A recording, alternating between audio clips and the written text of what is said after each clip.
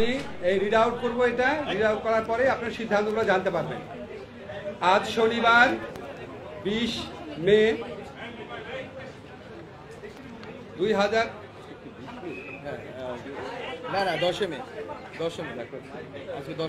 আচ্ছা, আমি আবার থেকে পড়ছি। হ্যাঁ, আজ শনিবার 10 মে 2025 তারিখে উপদেষ্টা পরিষদের এক বিশেষ সভা অনুষ্ঠিত হয়।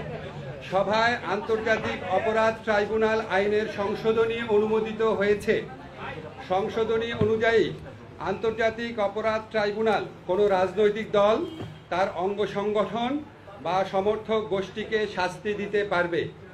উপদেষ্টা পরিষদের বৈঠকে আন্তর্জাতিক অপরাধ ট্রাইব্যুনালে বাংলাদেশের আওয়ামী লীগ ও তার নেতাদের বিচার কার্য সম্পন্ন না হওয়া পর্যন্ত দেশের নিরাপত্তা ও সার্বভৌমত্ব রক্ষা, জুলাই আন্দোলনের নেতাকর্মীদের নিরাপত্তা এবং আন্তর্জাতিক অপরাধ ট্রাইব্যুনালের বাদী ও সাক্ষীদের সুরক্ষার জন্য সন্ত্রাস বিরোধী আইনের অধীনে সাইবার স্পেস সহ আওয়ামী লীগের যাবতীয় কার্যক্রম নিষিদ্ধ করার সিদ্ধান্ত গ্রহণ করা হয়েছে।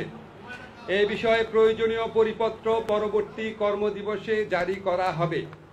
এর পাশাপাশি আজকের উপদেষ্টা পরিষদের বৈঠকে জুলাই ঘোষণাপত্র আগামী 30 কার্যদিবসের মধ্যে চূড়ান্ত করে প্রকাশ করার সিদ্ধান্ত গৃহীত হয়েছে।